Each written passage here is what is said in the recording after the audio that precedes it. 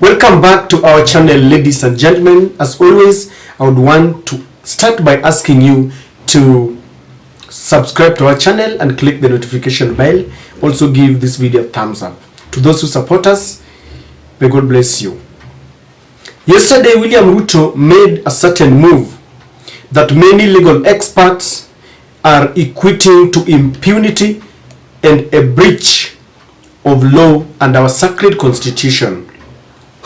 William Ruto yesterday elevated 4 of his advisors to sit in the cabinet. They took oath of office during a cabinet session.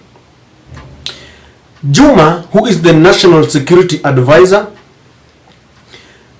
Ndi, who is the chairperson of Council of Economic Advisors, and UDA Secretary General Cleopas Malala, together with Chigai, who is the President's advisors on women rights. Those are 4 people who are given a job and they are paid by taxpayers' money to give advice to William Ruto. According to the Constitution, they are not supposed to sit in the cabinet, because the cabinet is composed and being chaired by the President, the Deputy President, and of course we have cabinet secretaries who grace that occasion. But William Ruto has made this move, and moving henceforth, they will be sitting in the cabinet. This move has attracted a lot of reaction. Why?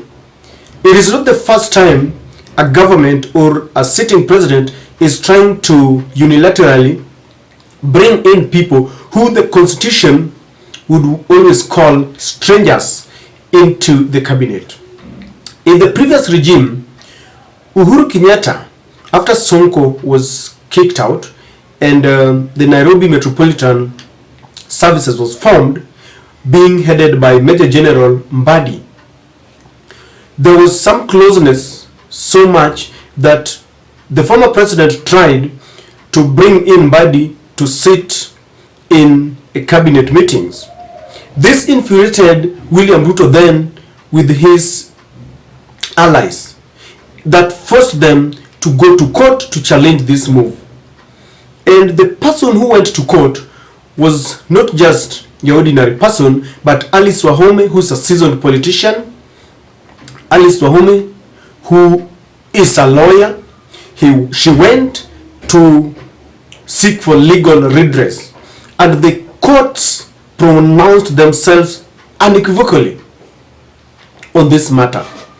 One person who loves matters law, who has been questioning wherever you go wrong, is the city lawyer Ahmed Nasir, and this is what he had to say on his Twitter page. He said, "Did the Honorable Attorney General, Honorable Muturi, or CS Wahome, bring to the attention of His Excellency President William Ruto this judgment of the High Court that prohibits strangers to eavesdrop on meetings of the cabinet." I want us to look at what Wahome took to court and how the ruling was made.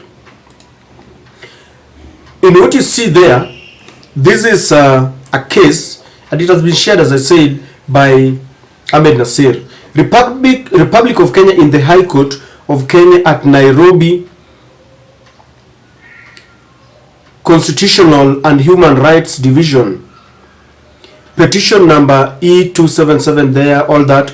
Honorable Alice Mudhoni Wahome is the petitioner there.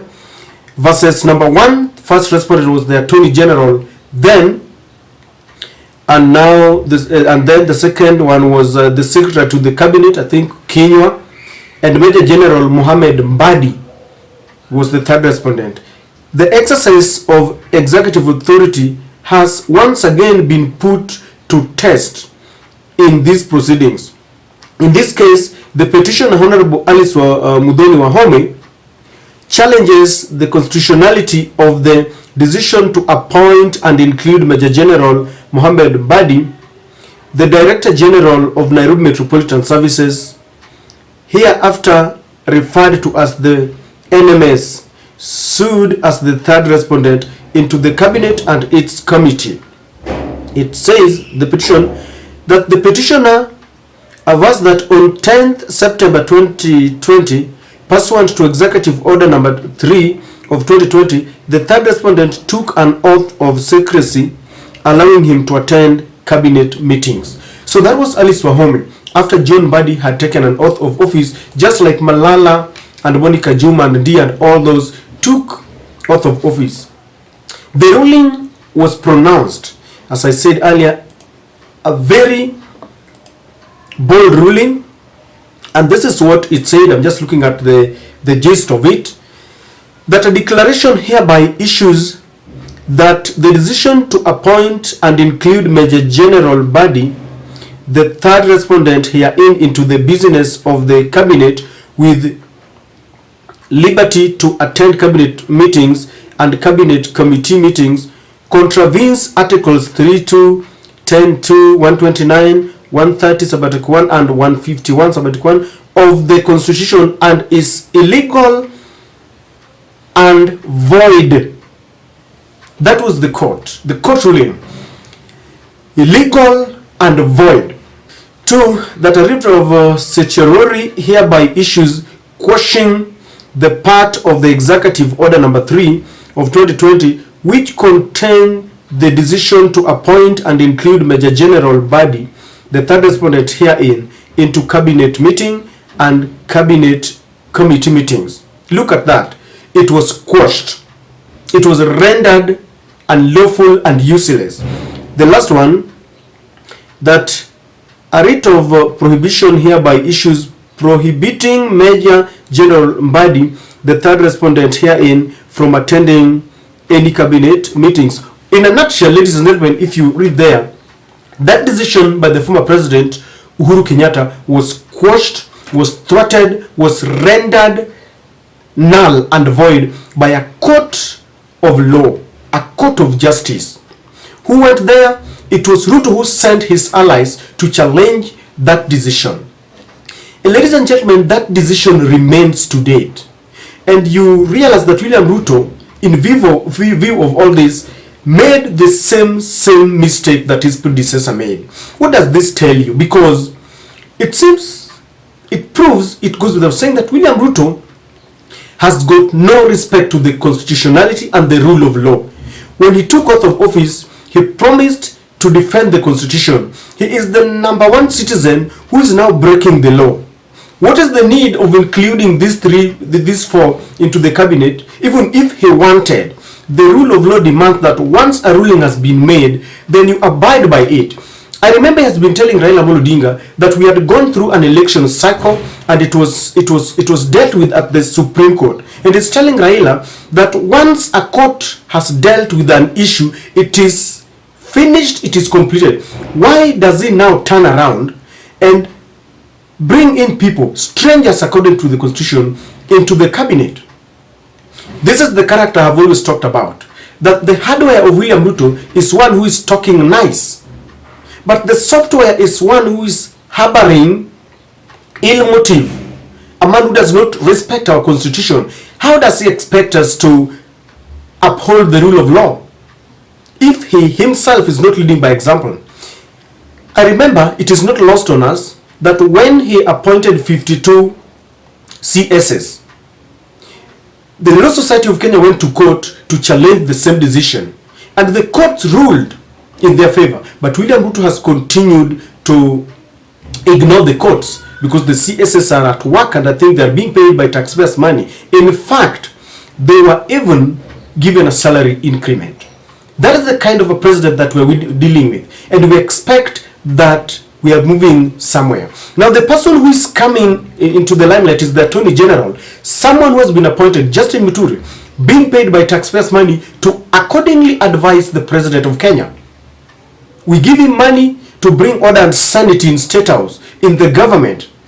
Because if this is a matter that they themselves took to court and it was dealt with, Attorney General should have been at the forefront to stand his grounds and tell him, you gave me a job to do, this is wrong. Do I now say that both of them and all of them are thinking the same way?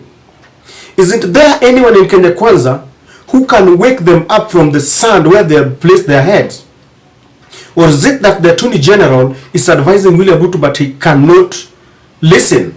What is really happening? Because if we have a president who does not uphold the rule of law, you don't know what will happen tomorrow. They can decide to kill people. I mean, this is really very sad. William Ruto is a hypocrite because this is something that they didn't like. What has changed now that they wanted? And we have seen this.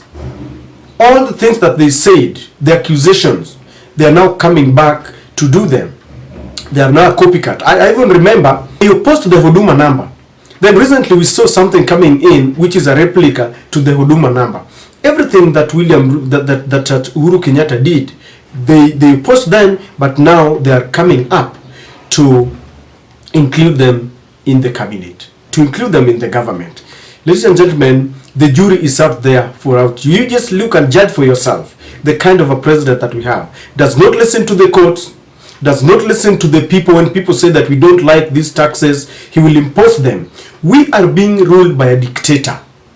Miguna usually calls Uhuru Kenyatta a despot. I think if we have a despot, it is William Ruto. A man will smile, goes to church, will do everything, will be singing, but deep down his heart, he does not care about the will of the people, does not care about the authority of the judiciary.